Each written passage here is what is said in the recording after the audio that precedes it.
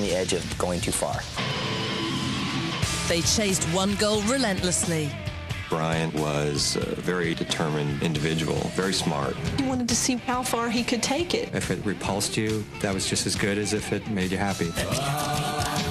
Through struggles. I think what led to him becoming Marilyn Manson was probably Heritage Christian School. And setbacks. Everybody hated us. Nobody wanted to sign us. Some people are just driven. Someday I want to grow up to be a rock star. A quiet kid who didn't fit in reinvents himself as America's most feared shock rocker. He was just a normal, sweet child. I'm going to punch you in the teeth. There would be nudity. Girls in cages. You know, he cut himself open pretty good sometimes. Never before seen images and revelations from the people who know what really happened, because they lived it with him. We were like bisexual, satanic drug addicts. People are getting totally the wrong message here about Brian. This is The Rise and Rise of Marilyn Manson.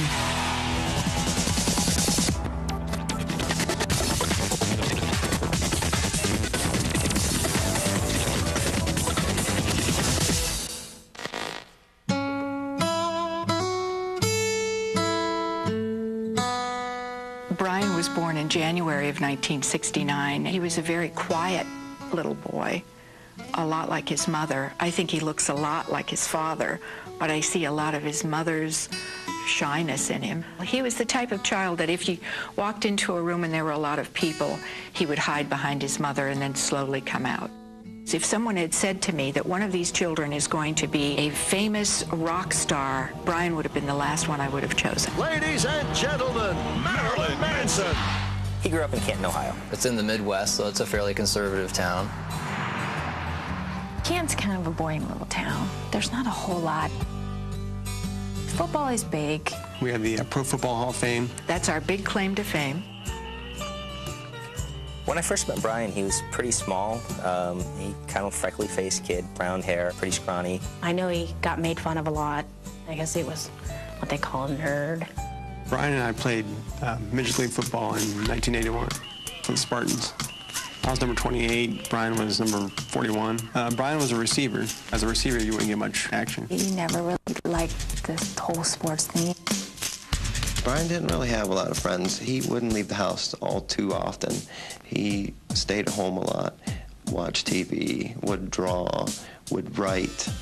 His grandpa and grandmother on his mother's side lived right next door to him in the duplex, so he got a lot of attention from his family. He was an only child. So he got pretty much whatever he wanted. Brian's mom was very sweet, very wonderful, excellent mother, little June, Cleaver there, but hipper. He was raised on, cartoons and cereal and Coca-Cola, the Smurfs. Brian's main motivations were probably just entertainment. We used to create these characters out of clay, but we'd put all of the body parts inside. And our big project then is to operate on them and take all the organs out and change them. And that was a big one for a while. Brian had a very active imagination. It's basic kid stuff that, we'd be fascinated with, like, burps, any kind of, bowel movements, anything to that effect. I remember him telling me that he really liked eating Superman ice cream. It had, I guess that kind of ice cream had a lot of different colors in it or something, because he said when he went to the bathroom, everything came out purple, and he just thought that was pretty cool. Brian started Heritage Christian in 2nd grade, and he went through the 10th grade. It was a typical parochial school. It was private. And the school was very right-wing conservative, had a lot of Baptist upbringing and teachings. We had Bible class once a day, and then weekly we had chapel. They would bring in different speakers or some local ministers or something. Definitely was a lot of fear factor, was definitely hell, fire, and brimstone. The speakers were pretty much targeted to try and convince us of the evil ways of the outside world. There was a lot of evangelical type language. Come down front, stand up in front of your peers and show them you're not afraid. Brian has such a thirst for knowledge. He stood out because of his sense of humor and because of his audacity at times. A few times when he would try to participate, bring up a topic in class, he just gets shot down immediately. And I could tell that really bothered him. Brian definitely liked to push people's buttons. He was witty and fun, but always right on the edge of going too far. In his Bible study class, he'd share with me that he'd write 666 and things like that on the book. It's not like he worshiped the devil, but he'd write things on there just to get a rise out of those teachers, and it worked. He'd get reprimanded for it. Well, we were really into Mad Magazine and Cracked Magazine because we loved that sense of humor. And so we decided to do our own magazine and sell it to kids at school who didn't have much access to that kind of stuff. And by the end of the day, he had been called into the principal's office, gotten spanked. He'd never second-guess himself, just incredibly driven as far as if there's something he wants to do, he goes after it. Brian was never into anything halfway. He pushes everything he can to the limit. Dungeons & Dragons was definitely Brian's biggest interest. Everything about Dungeons & Dragons we had to know and devour. We spent, geez, maybe like a week straight one time playing. We took breaks to go home and go to sleep and eat meals, and then we'd come back first thing in the morning and start playing again. His parents, bought him hundreds and hundreds of pewter miniatures, and he would hand paint all of those. He was so creative when we would play. He would always add some spin to it above and beyond what the rules were in the book. We started to get rhetoric coming out of some of the teachers and in chapel about how Dungeons & Dragons could lead to all sorts of depravity. And so that's when there was a really sharp clampdown on some of the activities that the students were doing. We actually had to sign a contract, an agreement, that we wouldn't drink, we wouldn't do drugs, we wouldn't cuss, we wouldn't listen to rock and roll music. And they spent an awful lot of time trying to teach the kids not about religion, but instead about why rock music is going to rot your brain. Yeah, Brian liked hard rock music, so right away he was the devil. We listened to a lot of the larger-than-life bands at that time. Ozzy Osbourne, Black Sabbath, Judas Priest. He was a huge Kiss fan. His father and mother took him to concerts even.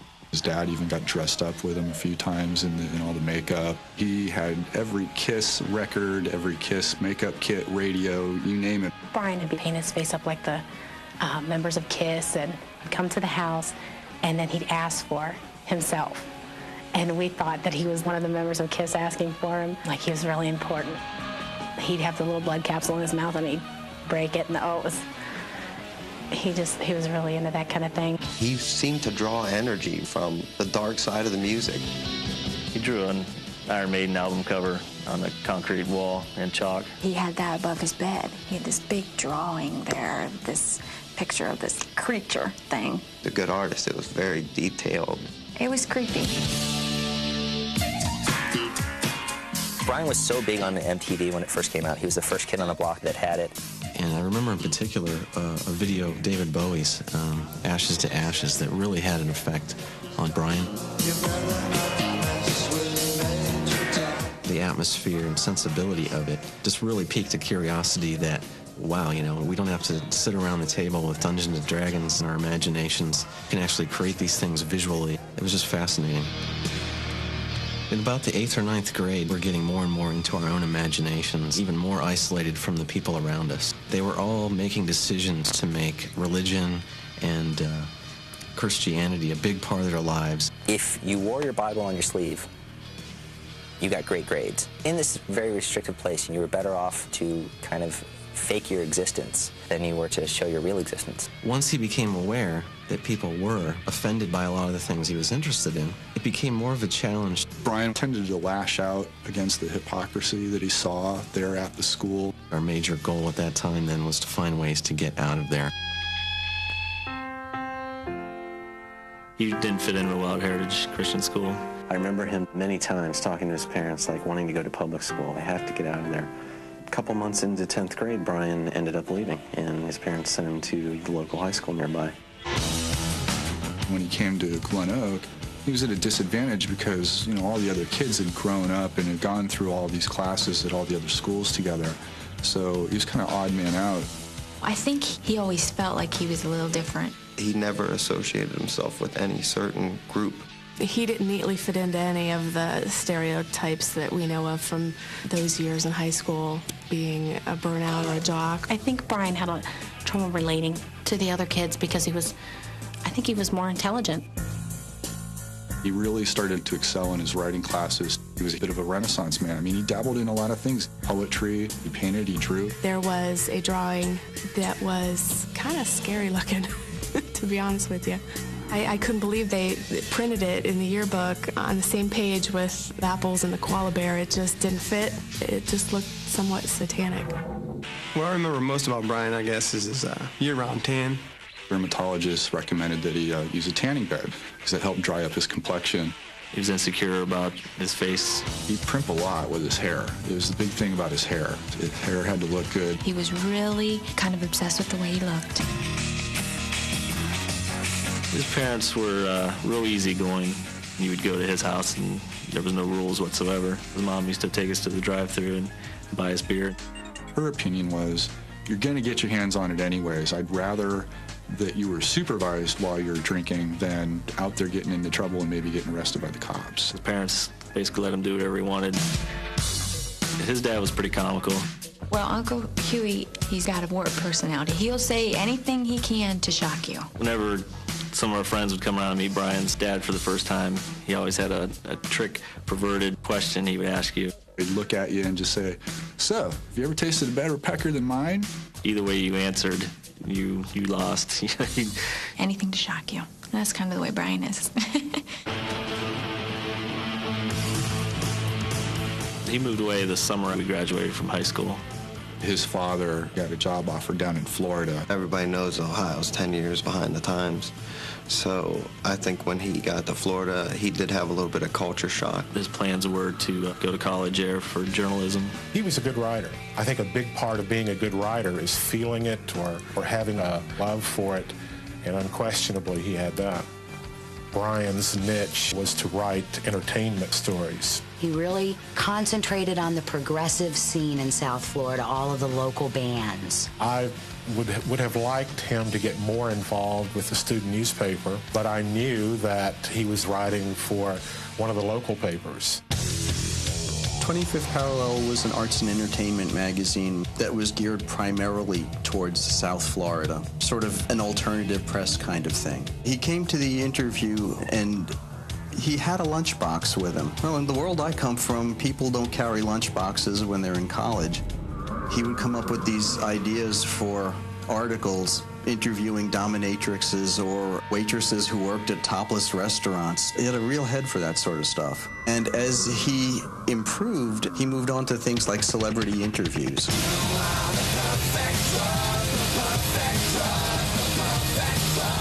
He did an interview with Trent Reznor of Nine Inch Nails. He was just so enthused about meeting this person.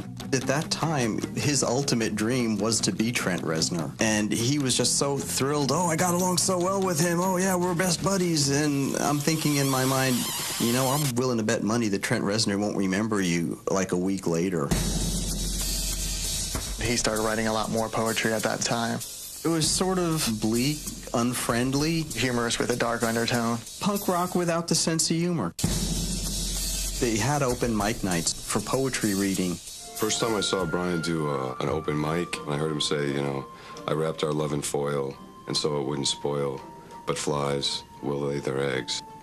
Pretty heavy. I think that just writing prose and poetry as expressions were not getting him the attention he wanted or expected. Writers don't get instant gratification the way musicians do. That kind of got to him. Let's be honest, you know, poetry is doesn't come in as sexy a package as rock lyrics. The best way to get his attention is to do it within rock. A lot of the bands that he interviewed, they had something that people wanted to talk about. Just kind of realized, hey, I've got as much talent and I've got things I want to say. Why am I on this side of the pencil? I think is what he started asking himself. He came to me and he said, I'm going to start a band. I remember my reaction was, you got to be kidding. He didn't play any instruments and wasn't musically inclined. I was the other half. I was musically inclined. So I needed a partner, basically. We would just talk on the phone and talk about crazy ideas as far as pop culture and serial killers and drugs and Saturday morning cartoons when we were kids. And we just started forming ideas as to like what kind of songs we would write, how we would dress. All the ideas came about before any of the music.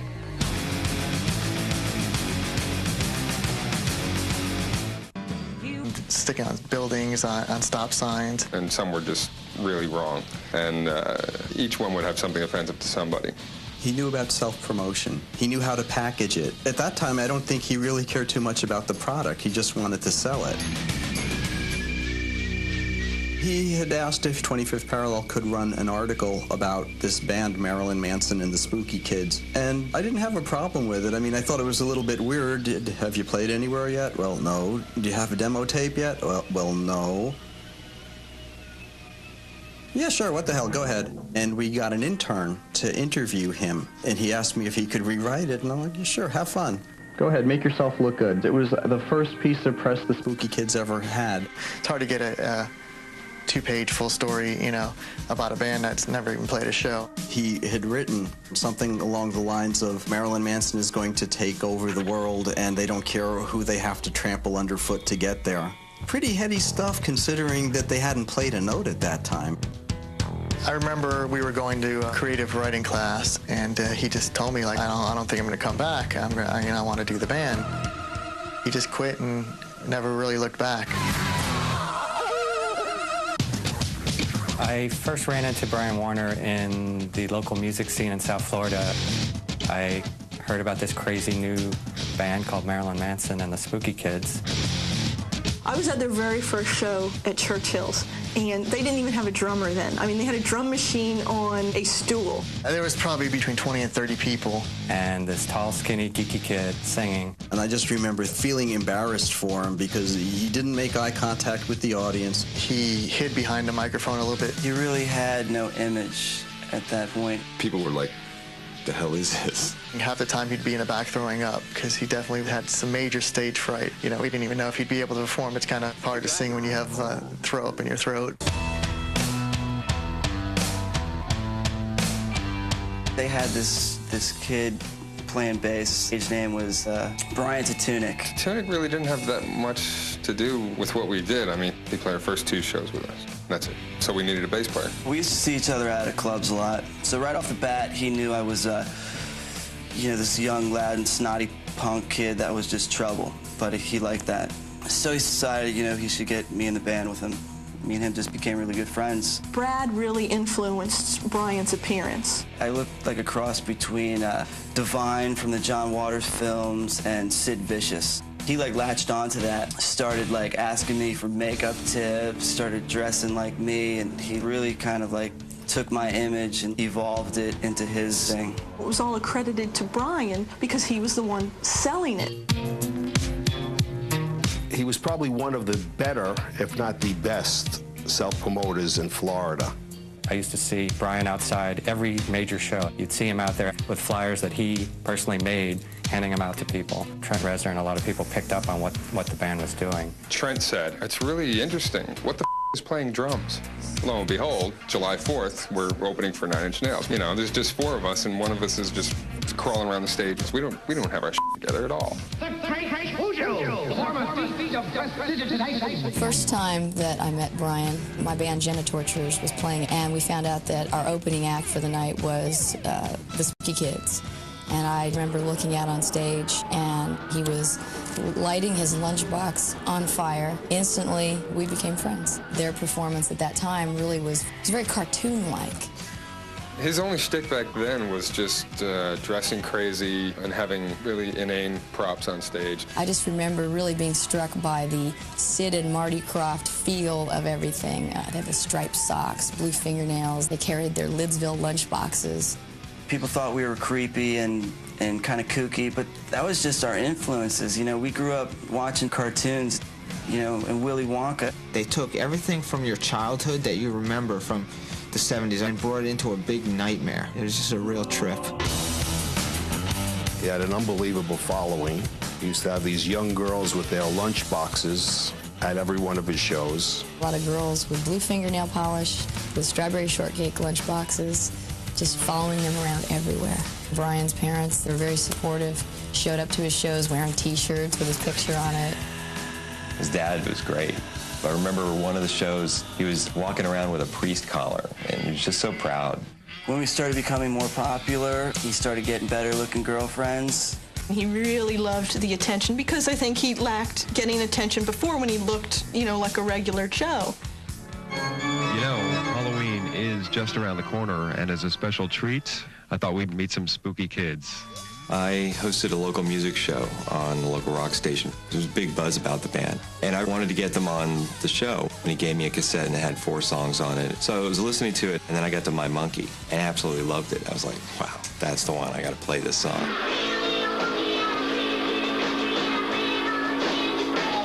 I was kind of waiting for some complaint calls to come in, and I never got one. All I got was, what was that? Who was that? Play that again.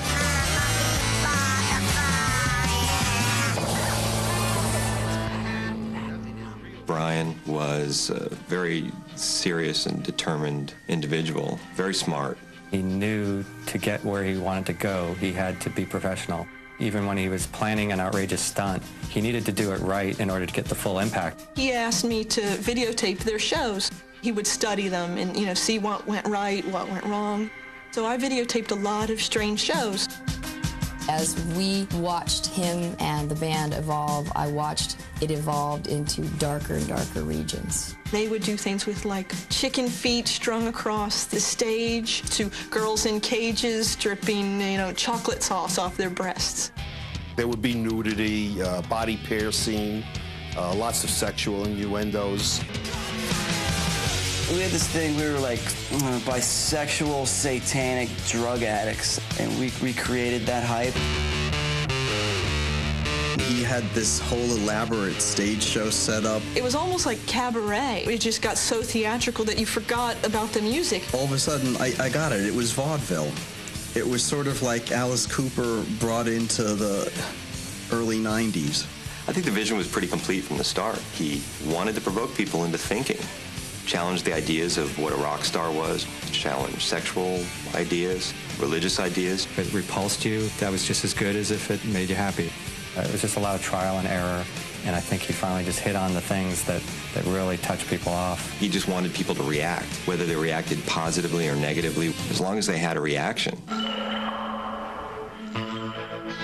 6 months after our very first show, we started packing clubs. We started getting bigger locally, so we had to find a manager. Early in 1990, when we first started playing out, John Tovar saw our very first show. I remember walking in there, and after seeing 2 songs, I really couldn't stand them, so I walked out.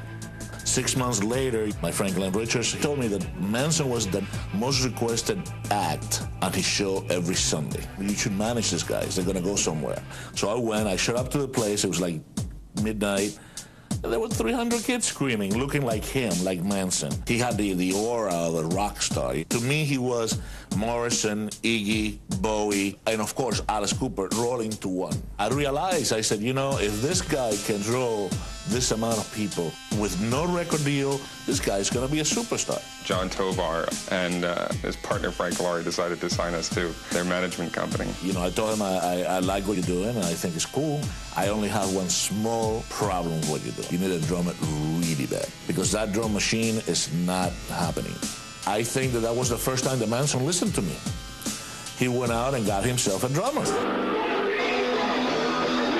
I mean, it just brought a whole new dimension to the band. I mean, it just brought it alive. He had some very good guidance from John Tovar and some other people, but I think he just took in everything. He absorbed everything that was going on around and sort of shot that back at us, 10 times more obnoxious. I think he wanted to see how far he could go. Manson had a mission. He wanted to get out of South Florida. He's like, I'm going all the way. I mean, there was no way to stop him. He knew he was going to be a rock star. There was no question, no doubt about it.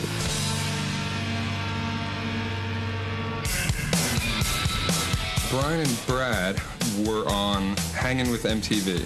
We were guests in the audience. We weren't popular then. We just wanted to go because Brian had a crush on one of the hosts. I'm Gail Maron, and if you're just joining us, you couldn't have picked a better time. It was funny because we would dance for the songs. 2 crazy, skinny white boys that can't dance. And they got the camera on us the whole time. For some reason, they zeroed in on us. And they come up to us. They're like, oh, where are you guys from? You in New York for a while? Yeah, we're here for 3 days. We're in a band, and we're doing a showcase tomorrow. So we're going to be hanging out. From Miami, you say? Yeah, we're from Miami. Band's Marilyn Manson. He's like, oh, I came here to see, the host, but I'm upset because she's not here today. We wanted Gail. I came here to marry her. She's not here, I'm sad. What can I say? I hate to disappoint you, man, but... I have this picture of her that I Very cool. Now, you took this picture off the television? Yeah. That's very cool. And of course, she's here with us in spirit. Such a nerd, like, oh, little kid with a crush. We were just like fans, and we wanted to be on MTV.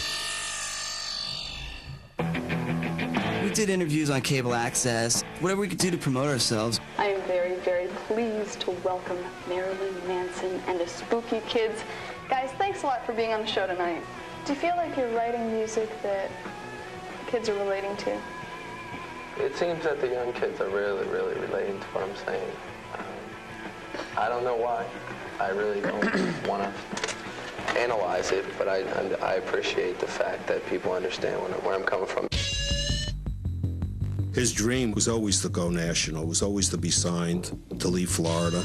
Marilyn Manson's struggle to get signed is almost a textbook case of what a local band will go through to get signed. We talked to everyone from independent labels all the way up to Epic, Interscope, American Recording, Maverick, RCA. Almost every record label you could think of would come to see us play, and everybody hated us. Nobody wanted to sign us. People were scared that it might have been too hard to promote him.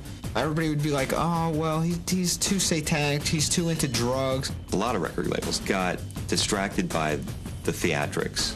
We auditioned for Sony, and we went up to New York for a private showcase. And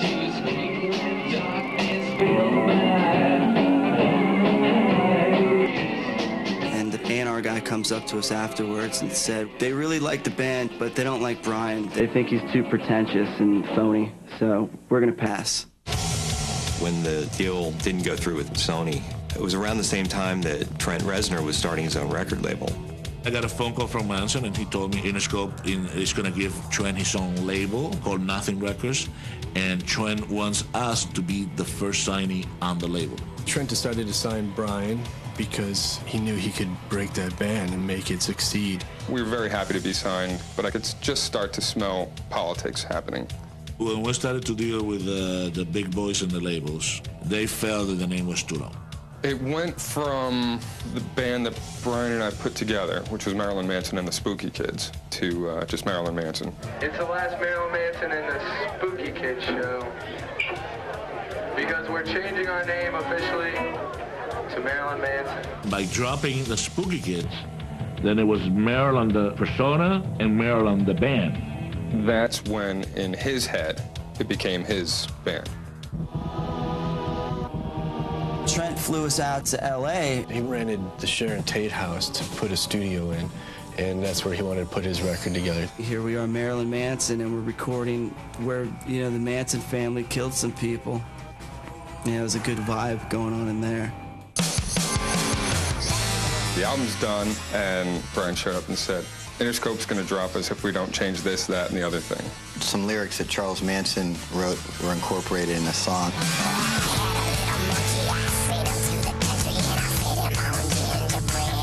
They didn't want my monkey on the album because of the ties to Charles Manson. I could never really see, what the problem was. It was all a goof, it was all tongue-in-cheek. I know it upset Brian a lot. He was pretty adamant that he was going to find another distributor if he had to. Thankfully, Trent Reznor really stuck his neck out for us and basically told him, well, you drop Marilyn Manson, you drop 9 Inch Nails. Interscope gave in. I guess they saw something in the band. They didn't want to let it go.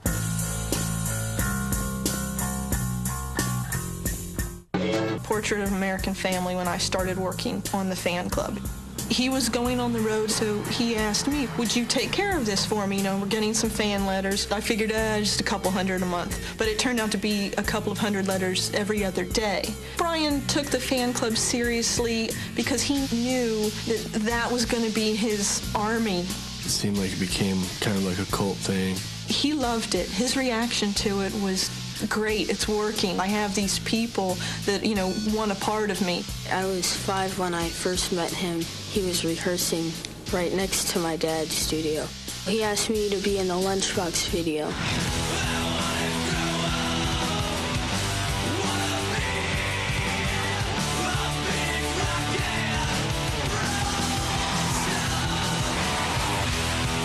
speaking as a child. You know, someday I want to grow up and be a big rock star so no one f***s with me.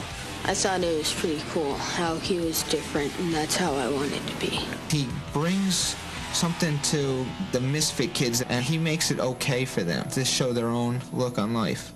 I saw real devotion on the road. I saw two young girls with Marilyn carved in their chest with a razor blade on one and Manson in the others with blood dripping off of them. There would be underage girls sending in nude pictures of themselves saying that they wanted to marry him, that they wanted him to take their virginity, that they wanted to kill their family and join his. Marilyn Manson's fans started just trying to emulate what he was. So the originality factor went out the window. It was no longer be yourself, it was be Marilyn Manson. When we started getting really weird and creepy fan responses, my first thoughts were maybe we should do something, but then I quickly realized that you're not a therapist, you're a rock band. You can't get that close. Manson generally cares for his fans. A lot of people have a very, very wrong image of what this guy is about. Look at me, because I'm going to punch you in the teeth. He is very gentle and very kind to people. Now, Brian was smart. He realized at that time that he is Marilyn Manson and Brian Warner. He could separate the two. He didn't have to be Marilyn Manson 24 hours a day like I was doing. I did all the drugs, slept with, you know, whatever, men, women, animals. I was living the image. You know, I was Gidget Geen. Brad overdosed one night after a show, and Brian called me like 8 o'clock in the morning, upset that his friend might die. Brian talks me into going to rehab. He's on the verge of tears. I'm feeling really bad, you know, that I let this guy down. I get a FedEx 2 days later. It's a letter from the lawyers, the managers. Basically, I got fired on Christmas Eve in rehab. You either pull your weight or you'll be left behind. And unfortunately, didn't live up to Manson's expectations. When Brian had to finally kick Brad out of the band, it was very difficult for him because he really did care about him a lot. You know, I still love the guy, and it hurts to know that I did that when they, like, depended on me. When they went out on tour with 9 Inch Nails, that was huge. Trent was very generous with Manson by offering Manson the opening spot on his tour in the fall of 1984.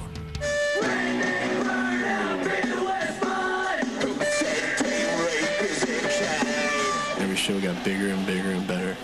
And he got more fans. Even the fans that hated him loved him. Salt Lake City is a great town. Beautiful Mormons out there. I'm in the hotel room and I get a call from management saying they don't want you to play tonight. They feel the band's offensive. The Mormon community doesn't want it. So they did everything to piss off whoever was not letting them play. The cap to it all was Manson actually on stage with 9 Inch Nails ripping up a Mormon Bible. It caused a lot of havoc.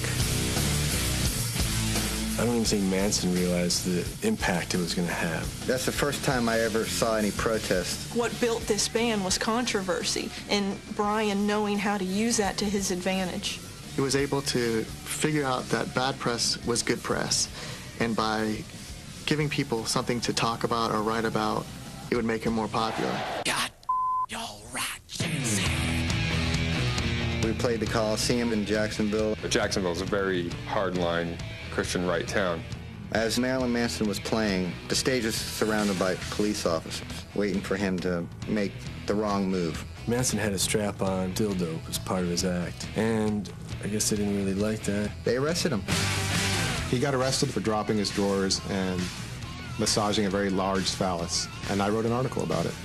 I got a phone call, and the first thing I hear is, you better not print my name. That seemed to be like a big deal to him, his name being released for the first time. It would blow the whole image. That was more of a problem than the actual arrest. He made a veiled threat, something about my well-being. It's funny to think that the only time I've really had a death threat was from a guy wearing stockings.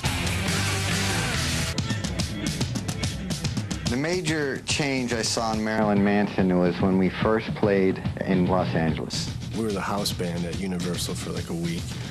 And so every night it was basically just a wild party. You just see Perry Farrell, Gene Simmons, Ron Jeremy, Tracy Lords. They just hit it off like they were supposed to be together, and they ended up going out. At a show in LA, you don't need a backstage pass because everyone is important. The song Beautiful People came from that experience. The beautiful people, the beautiful people. He wanted to be a part of that scene, I think. He fit in very well with Los Angeles. He looked me up when he was opening for Nine Inch Nails. And at that point, it was already getting a little awkward or weird to have a conversation with him. I mean, how do you relate to someone who's doing what he's doing? As things start to snowball and you become more popular, you start to build up an insulation between yourself and everybody else. He didn't like to be called Brian in front of the fans. He would get very annoyed if in public people call him, "Hey, Brian." We needed to call him anything but Brian. He liked to be called Mr. Manson. I always make sure that I call him Mr. Manson. I didn't want to get him upset. Somewhere along the line, he became Mr. Manson full-time. It was a year on the road with Nails, and then Manson started right away with his headlining tour. And I think that is, really when the crowd got to be introduced to Marilyn Manson. Something crazy happened every night. He'd be breaking bottles and cutting his chest open.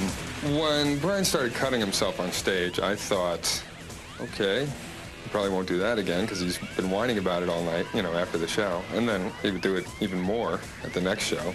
He cut himself open pretty good sometimes, and it'd be scary. Barb, his mom, she freaked out. She didn't like that at all.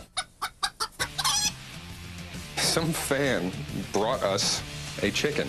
So they decided to put the chicken in a cage on stage. Somehow the cage got kicked, the chicken went into the audience. Next thing you know, hits the fan. Word's gotten out that Manson is sacrificing animals. The chicken never died, but somehow PETA and SPCA got a hold of this news that Marilyn Manson was sacrificing chickens. As the tour would go on, the legend of sacrificing chickens grew and grew, and then we would get to venues and there'd be cops there, or there'd be a lineup of people reading everybody the riot act before shows. Unfortunately, I think he's gotten a lot of negative publicity that's not necessarily due him. The media puts this bad spin on him, saying he's a bad influence on kids. I could not believe that an entire country got so up in arms about this scrawny kid in plastic pants. They weren't getting their album pushed by the record label. Any recognition was from concert touring. They didn't get any real airplay. I mean, they hadn't really had a big single. And then all of a sudden, Sweet Dreams. Sweet dreams are made of these. It's the first time he sang it, you're like, wow, that's going to be a hit. Brought a whole different meaning and tone to it than the original Eurythmics song. I mean, he just reinvented the song. It became their song. He had a great shtick where the lights go out, and he had this big construction worker's light bulb. He's singing into the light, and then, right as the song gets heavy and kicks in, he's bam. And the crowd loved it. The first I worked with Marilyn was on the Sweet Dreams video. With this video, it was just about creating absurd images that bordered on the surreal. Really didn't need any explanation other than, what did I just see? What is that? There was no doubt this video was gonna just piss off mothers across America, MTV making that a buzz clip was a huge significance. The thing was on like 6 times a day, hypnotizing children across America. I think that's where they really made an impression on the country. Everybody loved it. He became a household name after that. He's being played on the radio, and he's got a great video to match. And all of a sudden, boom, there he is everywhere. That was the mainstreaming of, the Marilyn Manson image. Just it blew up like that. In the very beginning, I would say that Marilyn Manson was maybe a repressed personality somewhere deep in the mind of Brian Warner. He wanted to be accepted, but didn't know where to fit in, so he made his own path, basically. Is Marilyn Manson a real person? That's the old question. Is it all an act? No, it's not all an act. It's all real. I mean, Brian doesn't make the separation between being a character on stage and being a person in front of you. He developed the character of Marilyn Manson, and then he became that character. I suppose that Marilyn Manson just took over Brian Warner. Don't know that Brian Warner exists anymore.